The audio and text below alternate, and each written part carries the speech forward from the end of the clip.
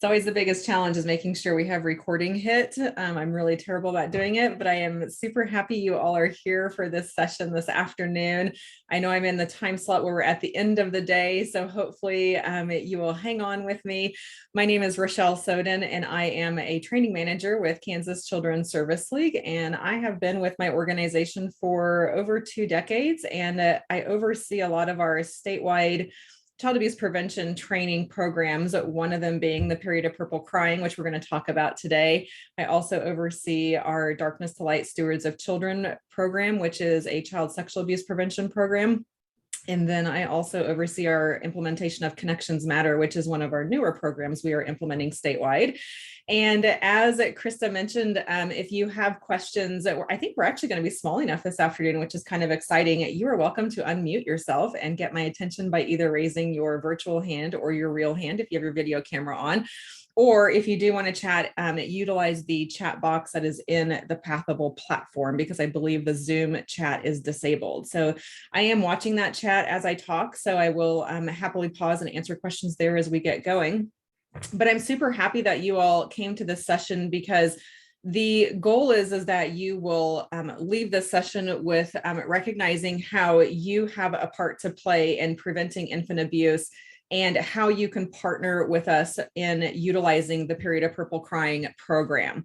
So just real briefly about Kansas Children's Service League, in case you are not familiar with us, we are the statewide nonprofit organization that is also the state chapter for Prevent Child Abuse America. So you might hear us reference ourselves as Kansas Children's Service League. You might hear us reference ourselves as Prevent Child Abuse Kansas. But we've been around for a really long time, 128 years, and we have a mission of protecting and promoting the well-being of children here in Kansas. And we are statewide, so we have a variety of programs across the state, and all of those programs are focused on children and families, looking at the health, safety, and education. And ultimately, we are trying to do much of what you all are trying to do in your programs, which is to break those cycles of abuse, neglect, and trauma. So one of the programs that we have focused solely on over the past about 12 years now is the Period of Purple Crying, which has been around here in Kansas since about 2008. And there's a reason we need abusive head trauma prevention in Kansas, beyond just the regular mandated reporting and beyond just regular signs and symptoms of physical abuse. And I'll talk about why we need this when we get closer to, but I do have a couple of quiz questions built in here for you. There's nothing for you to click on your screen. This is just a self-check knowledge. If you want, you can put your answers in the chat box just to stay engaged and to let me know you're here and with me. But I would like to ask you, if when we're thinking about our youngest population, what do you think is the single leading cause of death for children ages 4 and younger? Now you're looking at all these options, and you're thinking, well, all of these options are things that affect our young population: drowning, motor vehicle accidents, child abuse, neglect, choking on food, fires, suffocation, and falls. And so we know that all of these are tracked, and we have data for every one of these categories. But when we are thinking about what is the leading cause of death, we actually know that it is child abuse and neglect for our youngest population.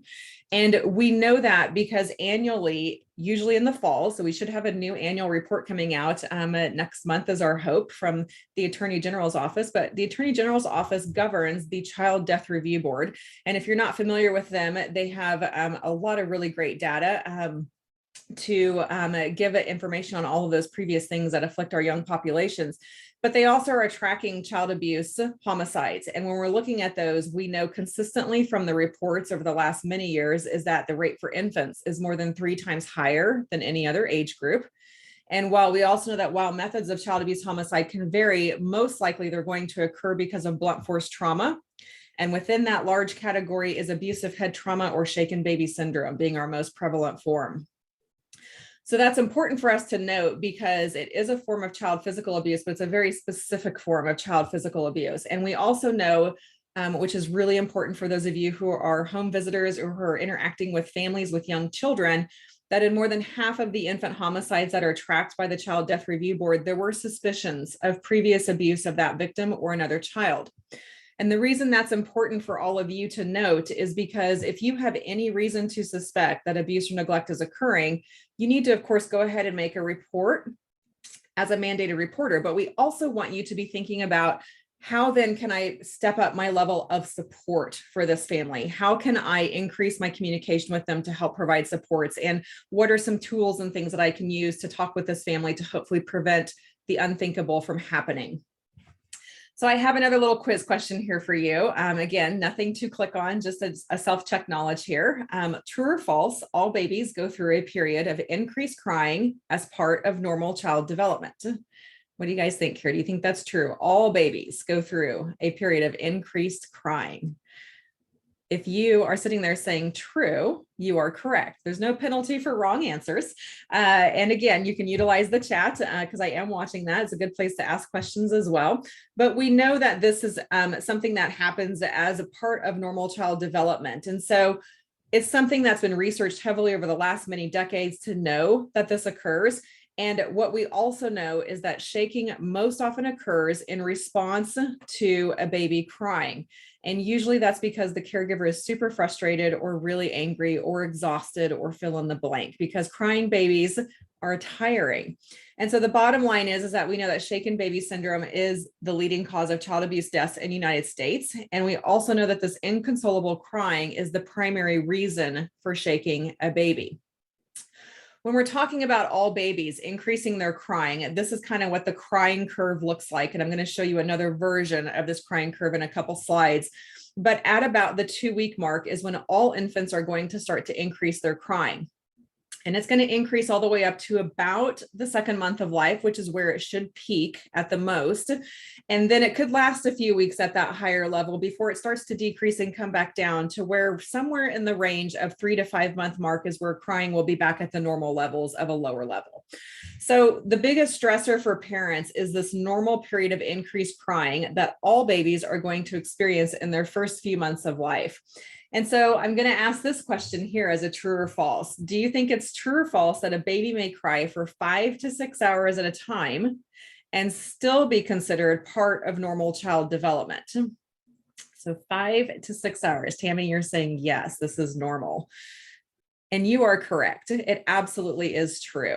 So when we're talking in that previous slide about the increase, I didn't give you the number of hours, I don't believe. And so, yes, when you think about 5 to 6 hours at a time and still be considered normal child development, that's a lot for parents to handle, particularly if they're new parents, and particularly if they don't know that this can happen and how exhausting it can be.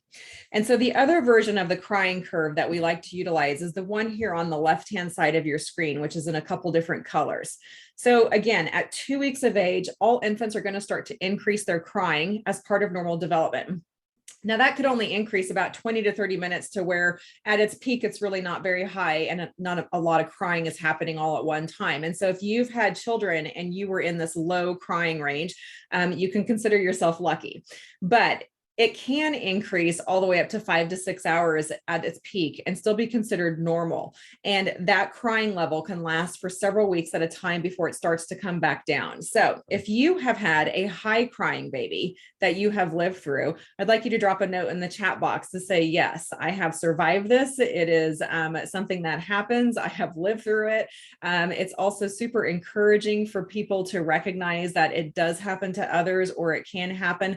And it's also important to note that there's no rhyme or reason as to which child it's going to happen to. So you may have had 3 children and your first 2 were low crying infants or hardly fussed at all, but your third one is the one who is the high crying baby. There's no way to predict which child is going to do it.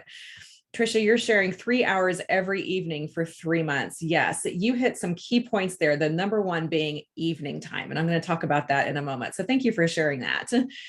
Tatiana, you happened for 6 months. Oh my gosh. I'm certainly hopeful that you checked with your pediatrician to make sure there was nothing actually wrong with your child, because we do always encourage that to parents who have high crying babies who might be concerned, who aren't finding any relief or any methods that are really working on helping that child to stop crying. And so I do hope you sought some pediatric care. I know sometimes there's things like, food allergies and milk allergies and things that can also increase that crying too.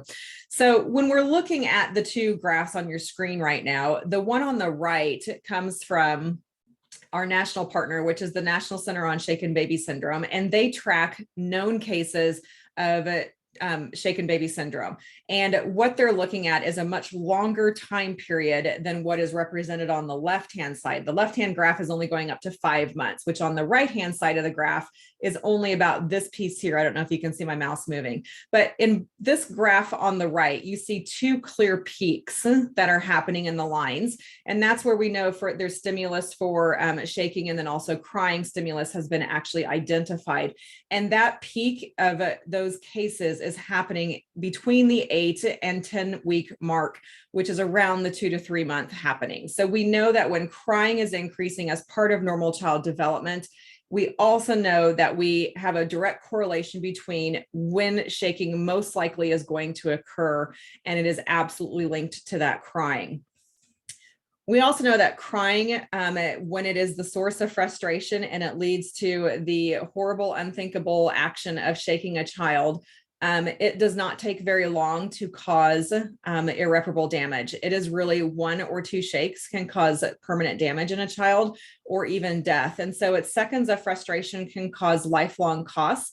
And those consequences range all the way from death, where we have 25% of children who are shaken do not survive, all the way down to some more minor types of things, which are much harder to pinpoint as being linked to being shaken, things like behavioral disorders or learning disabilities, but absolutely can be linked to being shaken.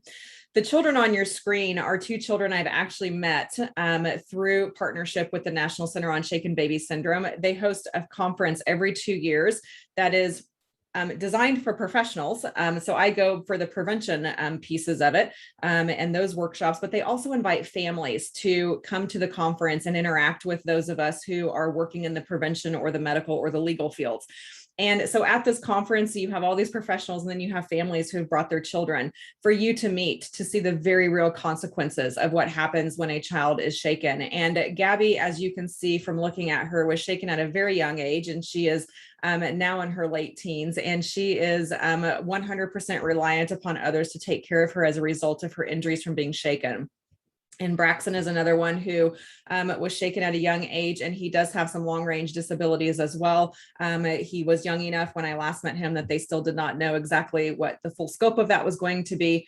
But we know that when we have children who survive being shaken, that the vast majority of them are going to have some form of long-term consequence as a result. The reason we have trainings like this is because abusive head trauma, or shaken baby syndrome, however you want to call it, is 100% preventable. It's the only form of child physical abuse that is 100% preventable. And we know that it's preventable because it's the only form of abuse where we know the mechanism and the timing. We know the why, which is crying being the number one reason why the shaking an infant occurs. And we also know when it happens, typically in the first 6 months of life. And so with knowing those 2 things, it gives us the arsenal to really be able to think through, how do we prevent this from happening to another child? And the way we do that is through educating parents that crying is normal and that it's okay to be frustrated, but it's what we do when we're frustrated that makes the difference. And so I'm going to play, hopefully it's going to stream correctly today, a very brief video that talks a little bit about the differences between a child receiving injuries from being, for instance, falling off a sofa or dropped by being tripped versus being shaken. And my colleague here on your screen is Anne, and Anne is going to be using egg yolks as demonstrations in those 3 little containers that she's going to talk you through. And the eggs are going to represent what our brain is like. So I'm going to ask for a thumbs up. Jenny, if you can give it to me to make sure it's streaming and playing okay today, because I know we had problems the other day. Okay, so we've talked about some of the short-term and long-term ramifications of shaking, and right now we're going to look at the difference between a short fall, a little bit higher fall, and shaking, and see that there's a huge difference between what happens when a baby, say, rolls off of a bed and a baby is shaken. So I've got my 3 babies here, and this is my first one, and I'm hitting pause real quick to give it time to buffer, because on my end, the audio is slightly off from the video, and I don't know if that's happening on your end too. So if it is, just try and bear with it, and you'll get the gist. My baby only has a head, so my baby is always going to fall on their head, so we kind of have to keep that in mind. But here's my first one. I want to make sure the lid's on. And here's baby from, let's say, a bed height or a couch height. And do babies fall off of beds? Absolutely, it does happen, but we're going to see that there's a difference in what happens with a baby that falls off of a couch and a baby that is shaken. So here's our first one. The baby there unattended. Don't do that. Baby falls. Oh, all right. So I have a little bit of breakage, not much. We're going to have babies probably has a bruise on the side of their head. We want to give the pediatrician a call and say, hey, baby fell off the bed, see what their recommendations are. But overall, our baby's going to be okay from that. My second baby is we're going to look at it from a little bit higher fall. So let's say someone's carrying a baby, you trip and you fall and you drop the baby. And do accidents happen? Absolutely. And I don't want anybody to kind of see these and be freaked out that they can't take their baby to the emergency room because someone's going to think that they shut their baby. Again, there's a difference in what we see with a baby that's falling and a baby that's shaken. So here's our baby.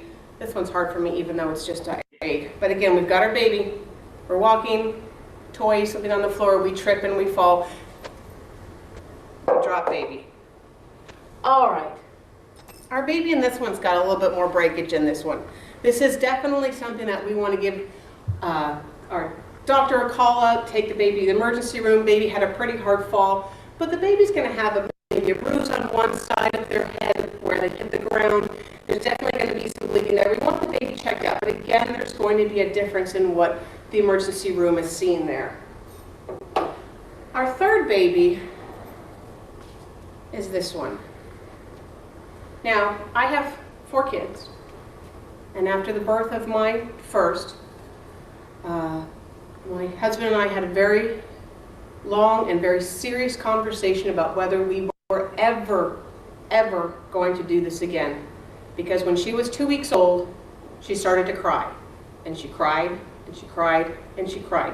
And she would start at 4 o'clock in the afternoon, and she would go till 11:30, and she did that for almost 5 months. And at 2 months, I took her to the pediatrician and I said, Doctor, help me. Help me. She's just crying all the time. I don't know what to do. I can't make her stop. Pediatrician says, well, just get a swing and put her in the swing. So I go home and I get a swing and I put her in the swing. And there she is. And she's swinging in her swing. Guess what she's still doing? She's still crying. And all I want her to do is just to stop crying because I'm tired and I'm overwhelmed and I just want this baby to stop crying. What's wrong with me as a mother that I can't make my baby stop crying? What's wrong with my baby that she won't stop crying? She must hate me. I'm the worst mother in the world and I'm tired and I just want her to stop crying. Stop crying. Stop crying. And that's all it takes. If you see my egg now, it's completely scrambled. 3 to 5 seconds is all it took.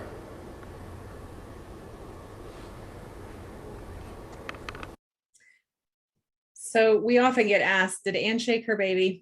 And the answer is no, Anne did not shake her baby. But Anne also had really great supports for helping her have some relief, some comic relief, helping her think through, what's happening with the baby. You heard her say that she took her child to the pediatrician and said, what's wrong with my child? What can you help me with? Which is, of course, is the correct step that we want to have happen. But in the end, there was nothing that was really, quote unquote, wrong with her child. It was just that her child was in this period of purple crying or period of increased crying. And it can be incredibly frustrating and exhausting, particularly for families who do not have a lot of supports in place or another spouse in the house or another adult in the home who is helping to take care of that new baby.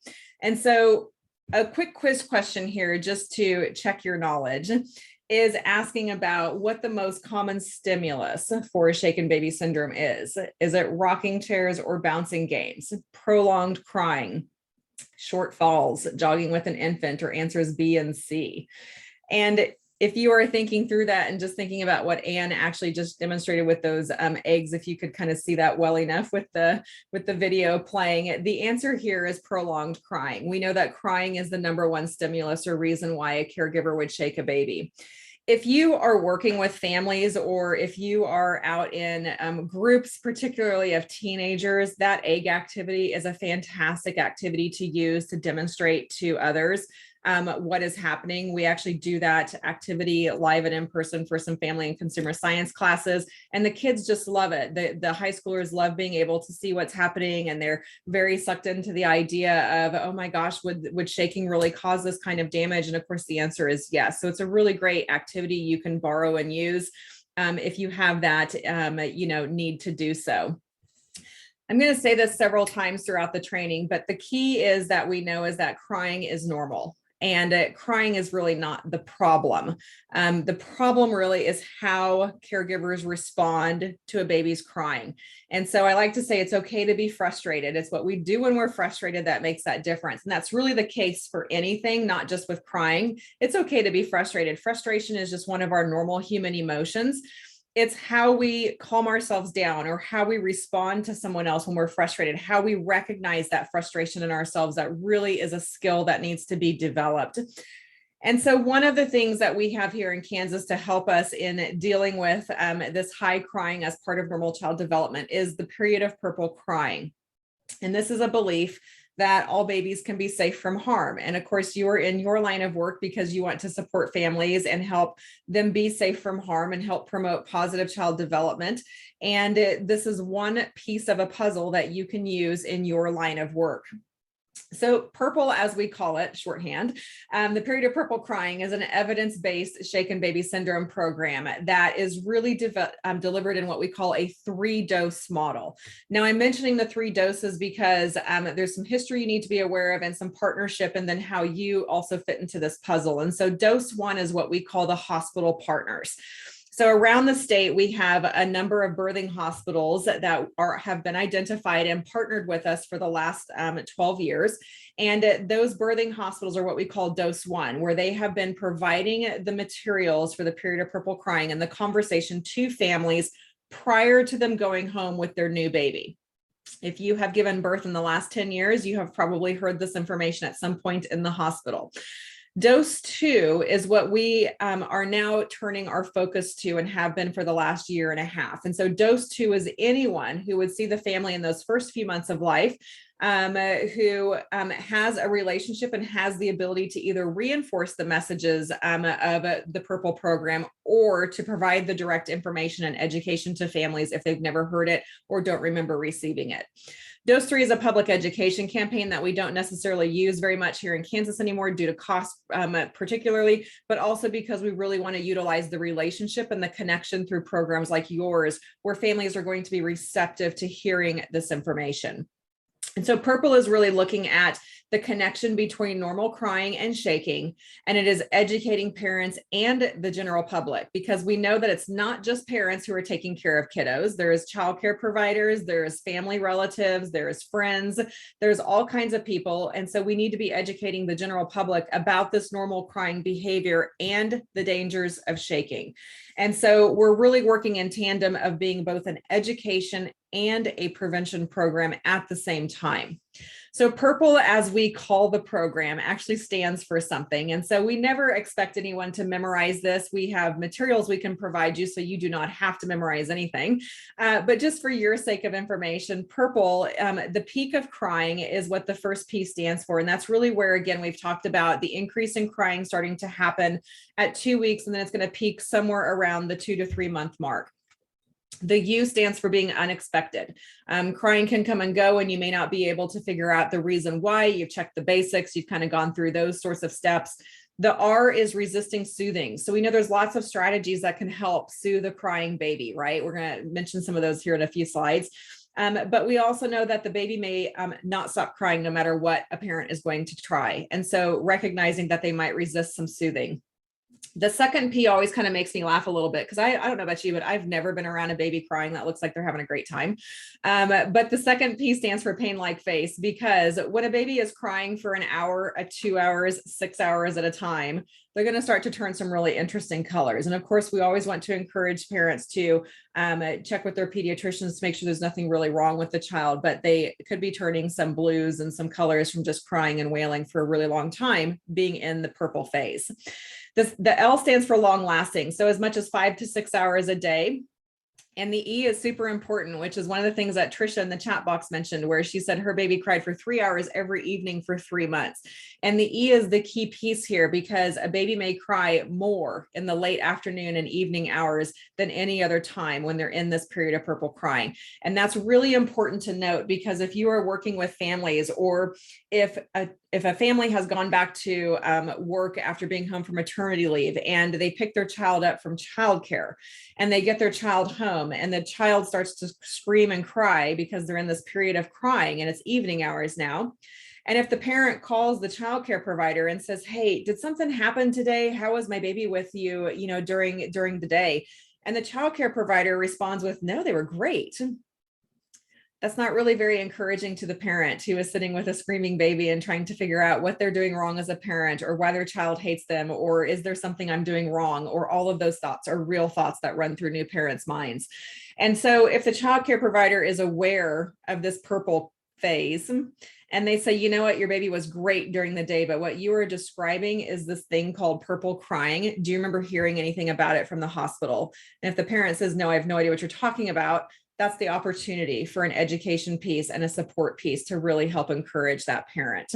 And so we need abusive head trauma for a number of reasons. I've talked about some of those, but one is that we also know there's about 1,300 known cases of shaken baby syndrome each year in the United States. And that's a low number.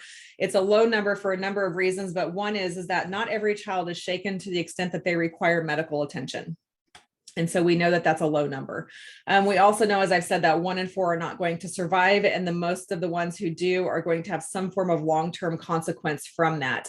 And it's really important to also know that while most babies are less than 6 months old when they do get shaken, it can occur, shaken baby syndrome and abusive head trauma can occur up to age 5 or 6, depending on the size of the child's development, the force used, and those kind of things. Most of the time, though, it is happening under age 6 months. So in Kansas, we have the period of purple crying because it is addressing the area of concern. We had what we call a cluster event occur in Kansas back in the mid-2000s. And with those cases of child abuse fatalities that occurred, they were able to identify crying as being the number one reason why the abusive head trauma occurred. And so in looking through a lot of programs that they could have chosen, the Wichita Coalition for Child Abuse Prevention selected the period of purple crying as the program to implement. And it is because, first and foremost, it addresses the crying.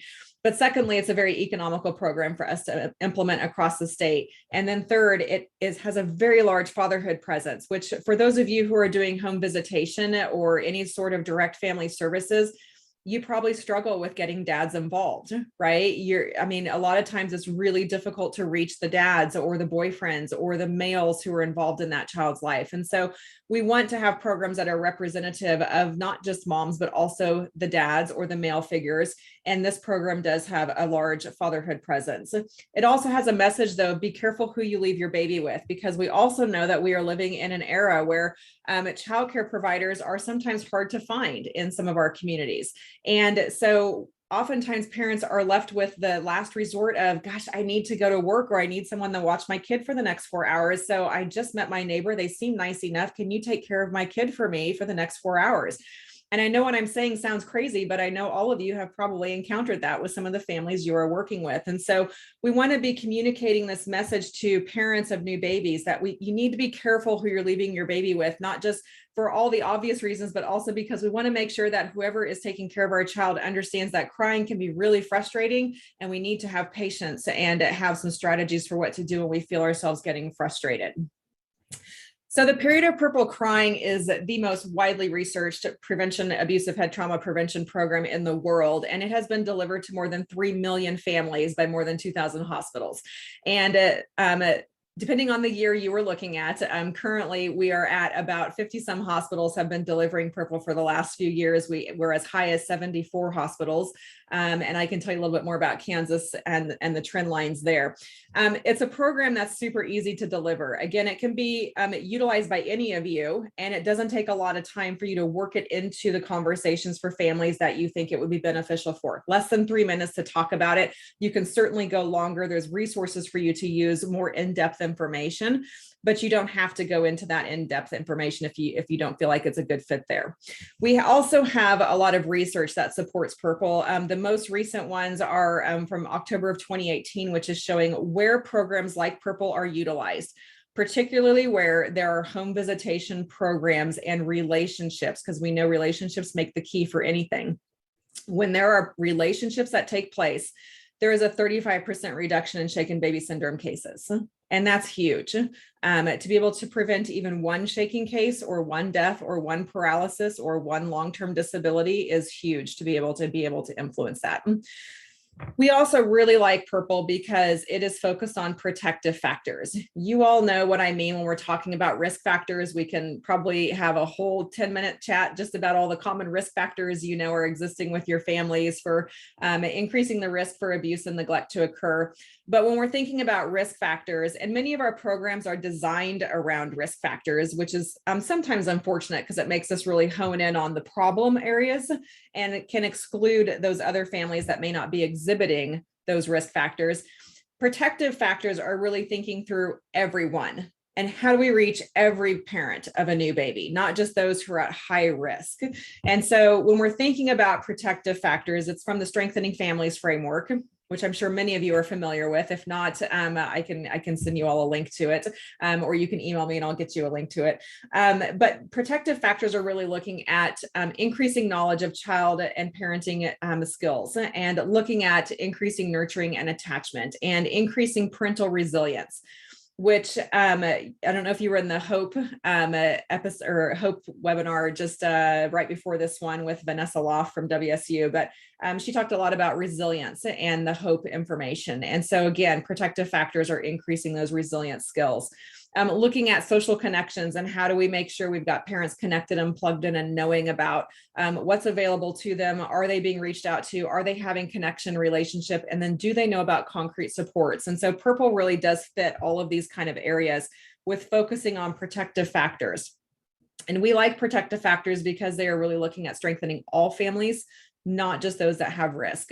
We, of course, want to be paying attention to families when risk factors exist, and we want to be making sure we are doing additional check-ins when families with risk factors have new babies, because that's also a very stressful time.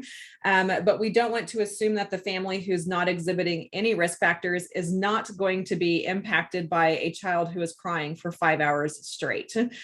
Because what we like to say is that crying can make the most rational, supported person do completely irrational things, or to feel completely exhausted.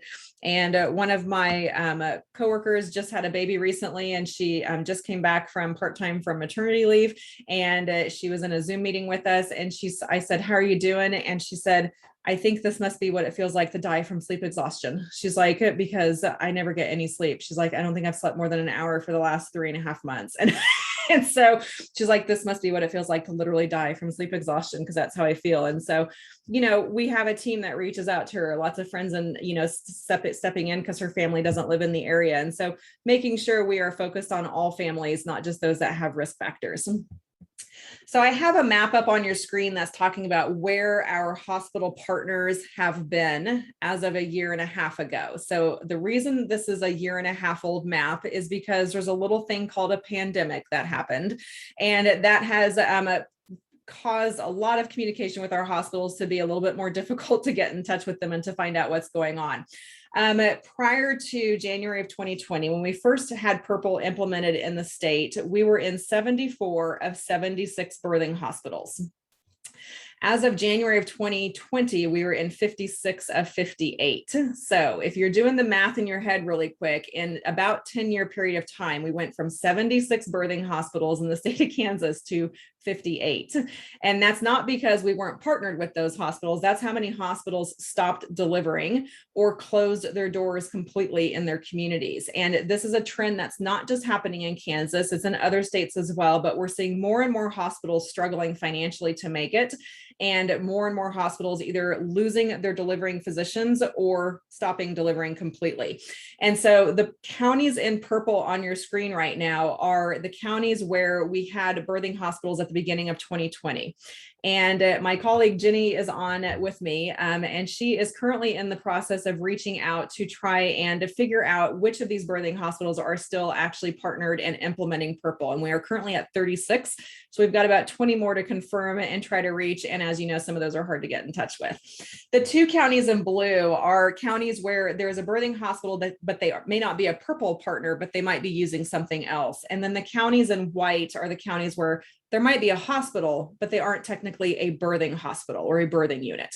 And so this just shows you kind of where we are across the state. But what we also know is that while we were focused on the hospitals being our partners all these years, if you go in for a normal delivery, you are typically home in 24 hours. And in that 24 hours, there has been a birth, there has been a new baby enter the world. There's been a lot of hormones happening. There's been a lot of people coming into the hospital room to check in on things, to give you information, to make sure you're okay, to try and get you discharged.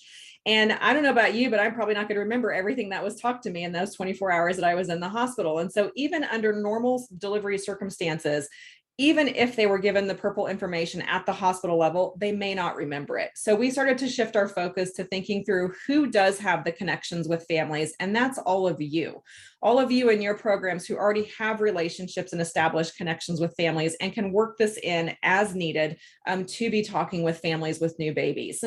And so I want to spend the remaining time here talking about what you need to know to share this information.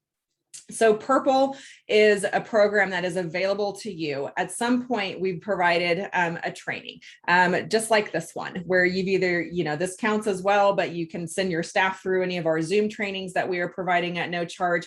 We've been out to hospitals to do training in the hospital arenas, and we ask people to use the booklet, which looks like this. It's kind of blurry at the moment. Maybe pull it back at my head and it'll blur. Well, anyway, it's a little half sheet booklet and it has all the information in it that you need. So you don't have to worry about memorizing anything because we know you've got a lot of other things you're keeping track of.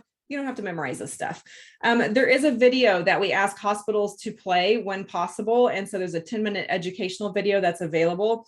And then families from our partnered hospitals are given this information to go home with them, which, as we all know, not every parent is so excited to open up that folder of information from the hospital because they just brought a new baby home and they're more worried about keeping that baby alive and figuring out the new routine. And so a lot of people don't recognize they have information with them. But that booklet is available to you to provide to families that you are working with. And I'll tell you about that in a moment. The booklet itself is 10 full pages of colored information. It's got just great information in it that is easy to understand. There are links through the app to a 10-minute video that is the basics of Purple. And if you're working with a family who happens to have a really high crying baby, you may want to access the 17-minute video, which is more on crying, soothing, and coping options for the family to learn about. It's available in a wide variety of languages. So if you're working with families with different languages and would like materials in those, certainly let us know. We'll be happy to see if we can get those for you from our national partner. The app itself takes up very little storage space. And it is available to families for about 18 months. And the great thing is it's downloadable on up to 5 different devices. So if I've just had a new baby and I'm home for a couple months on maternity leave, and then I'm going to go back to work and I'm going to use Jenny as my childcare provider, I want Jenny to know about this crying thing and that it can be really stressful. So I can text her from my app the information on Purple and she can access it on her phone and watch the video there as well. Dose 1 and Dose 2 partners, which would be any of you, have access to an app that doesn't expire. So if you think you could use this information and want to have access to the videos or the resources on your own devices that you are using when you go out and talk with families, we can provide you a permanent app code for you to use. We also know that when you are talking with families, the number one thing we want you to be doing is having conversation with them about this. And so we want you to ask parents, do you know that it's okay to walk away for a few minutes when a baby's crying becomes really frustrating? Because you'd be surprised how many parents don't know that that's okay.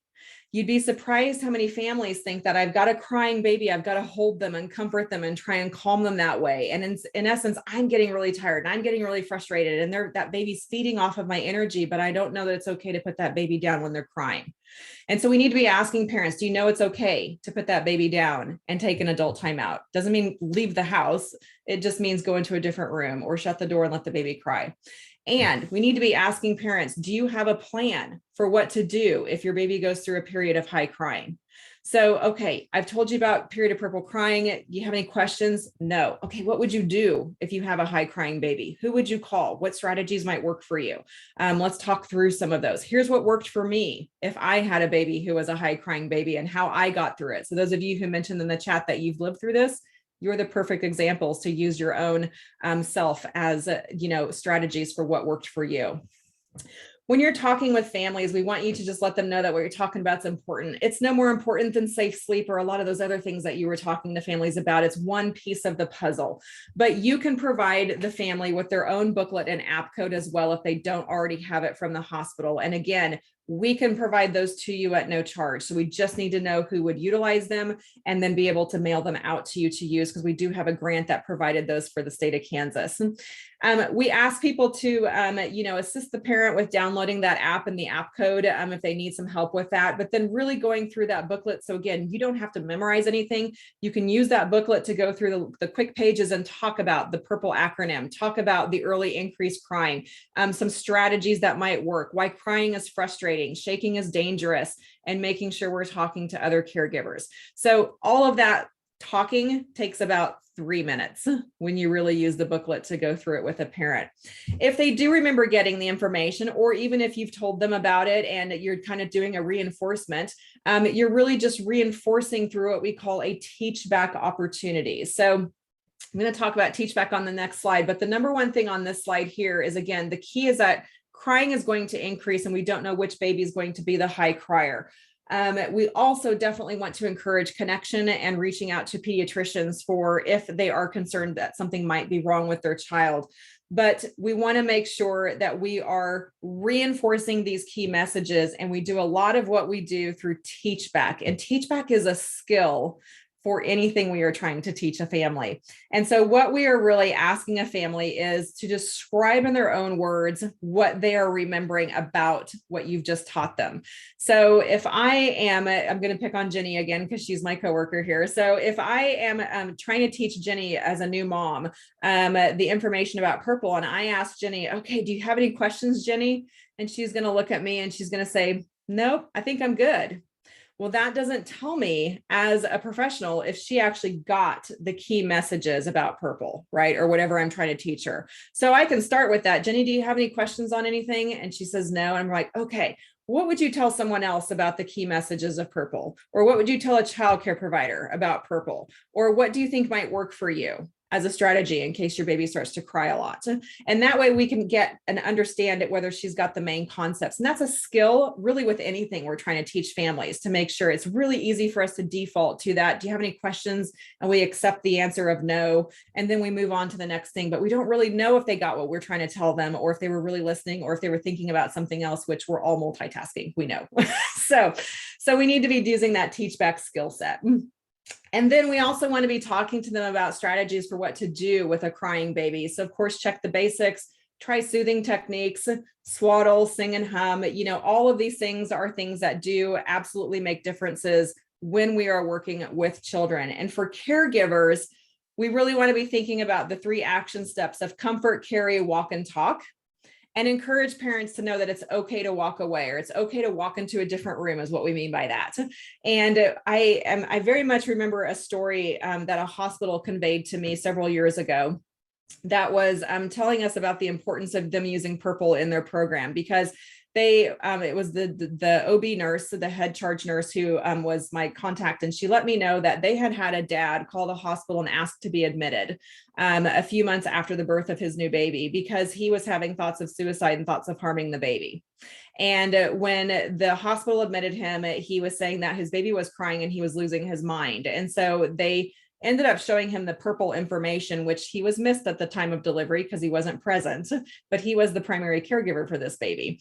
And he was under the impression that he had to keep holding this baby who was crying nonstop because he thought that's what you did with a baby when they were upset or wouldn't stop crying, is you tried to comfort them and get them to stop. But he was so tired and so exhausted and just out of his mind. And he thankfully asked for help, which is so hard for people to do. But he actually called the hospital and said, I need help. I'm thinking of harming both myself and this baby. And he said that the purple information was so incredibly useful for him after he saw the videos, because he did not know it was okay to put the baby in a safe place and walk into a different room. He had never been told that. And so we often make the assumption that this is basic information, but it's oftentimes basic until someone tells us, right? We don't know what we don't know. And so we've got to be talking to parents of all new babies about this information.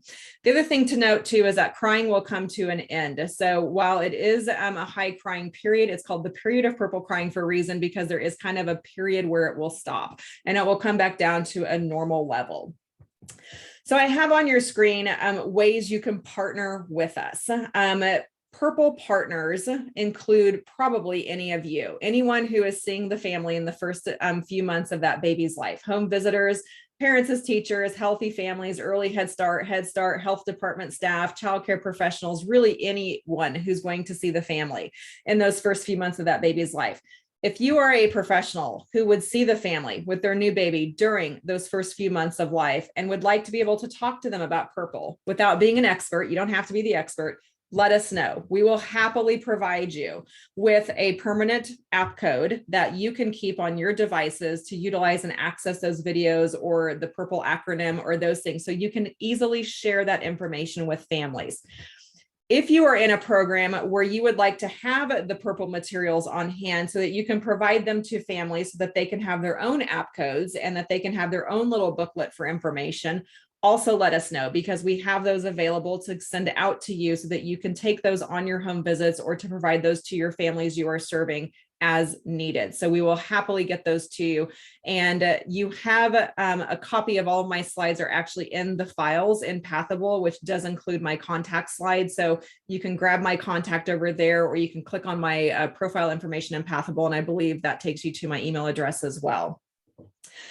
Real quickly, there's also a parent website that is available to you. So again, if you grab the files and download the slide deck, you will have access to this, but there's some great articles and things out there on that website that are designed for the parent in mind. They're written for the parent in mind. So they're not real, medical jargon written, but they're really designed to help you have conversations with families. And I want you to be thinking about when things go wrong. One of them is when we fail to reach every parent every time. We often assume that families who are in married households with families in the area that are educated are going to be just fine having a new baby. And we tend to focus on those with risk factors. And as I've already said, crying can make the most rational person do completely irrational things. And so we need to be reaching every parent every time, no matter their background, no matter their connection. And we need to be making sure that we are providing supports, especially during those first few months of life. That being said, we do also need to consider risk factors. And so when we're working with families who do have higher risk factors contributing to potential abuse and neglect, we do want to be making sure that we are also providing additional supports to them automatically and checking in with those families who do have those risk factors.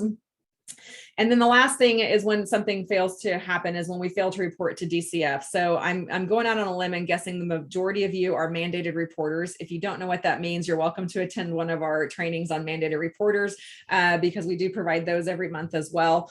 And that's at kcsl.org. Jenny, I don't know if you have the chat open, if you can put that in the chat for people, but you're welcome to attend any of those as well. But we do need to be making those connections and referrals to Department for Children and Families.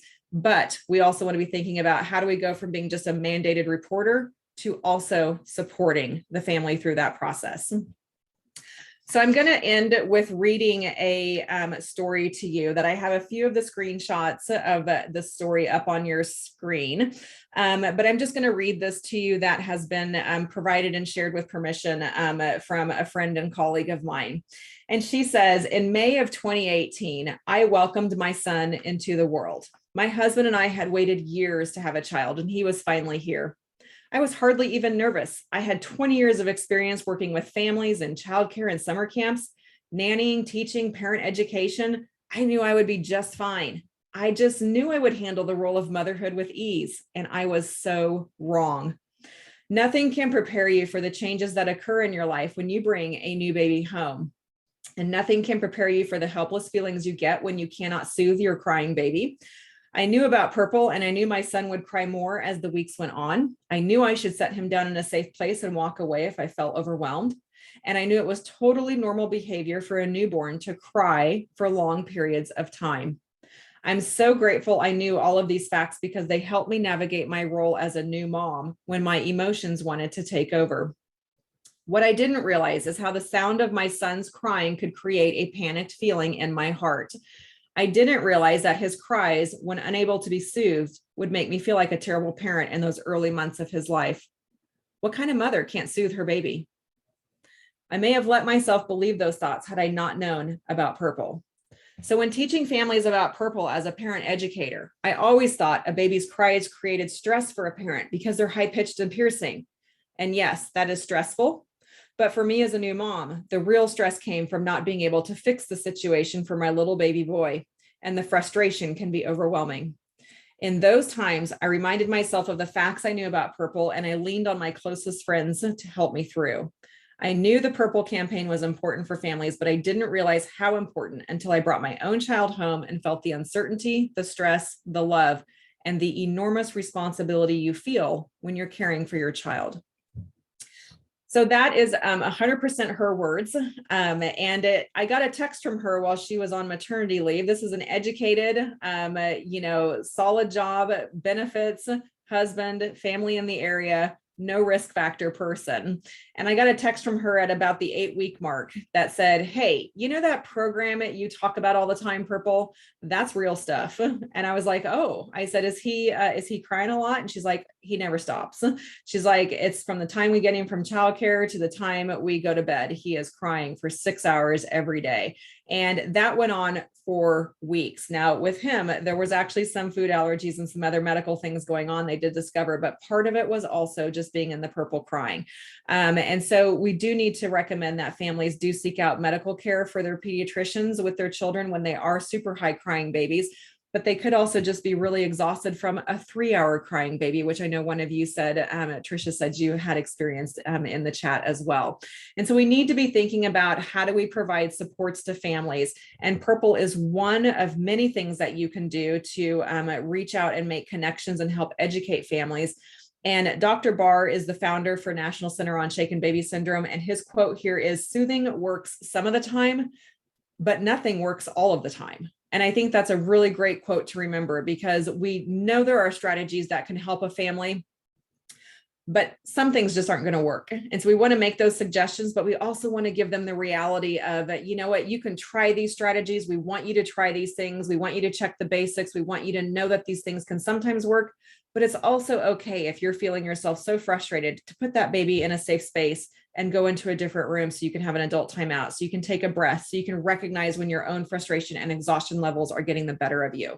Because one shake is all it takes to cause damage, and we want to prevent that from happening. And it usually doesn't happen because a parent intends to cause harm. It usually happens because they're so tired and so exhausted from that crying that they're at their wits' end and they just want the crying to stop, and the unthinkable occurs. And so we know that if parents and family members can be informed about the dangers of shaking a baby before they are faced with the inconsolable crying infant, the problem of shaken baby syndrome can be prevented. And that's where all of you come in place by being able to connect with us and being able to provide this information to the families that you are working with. So I have my email on your screen at the moment. Jenny, I'll have you put yours in the chat box as well, since you are taking over coordination of the period of Purple crying across the state. But we are here to help support you. We would be thrilled to provide you all with a permanent app code that you can utilize whenever it comes up that you would need it. We aren't saying add this into every family, but you're going to inevitably have families where it might be beneficial to have that available to you. We would also love to be able to get you the materials and the booklets with the codes that you can then give to the families that you can leave with them. So we just need to know your information by you emailing us with your agency and your mailing address and how many you could utilize so we could get those out to you. So you can contact either myself or Jenny. Our emails are in the chat, but I will pause there and ask if there are any additional questions that I can answer. You guys were a quiet group today, so I didn't see any coming through on the chat. And so if you have any questions, I would be thrilled to answer those for you. But I also know we're at the end of the conference day, so you may be like, I'm done. Anyone have any questions?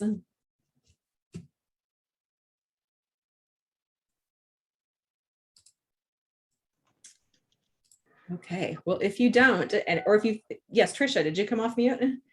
Yeah, I did. I sent you an email through the web connection, but I would really like this presentation to be given to the Part Seat Network if possible.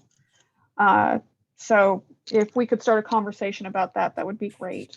Yeah, Trisha, that would be great. We are happy to provide Purple training really for anyone and everyone. We actually offer on an ongoing basis every month, most of our trainings actually that are just open to anyone to attend. So we reach a lot of audiences that way, but we would love to be able to get into staff meetings or groups or to provide it specifically for a group at a designated time that they're interested in it. And Purple is one that once they go through a training, which like you all have done today, we can then provide the apps and the booklets for them to utilize. So absolutely, that's a great idea for Part C.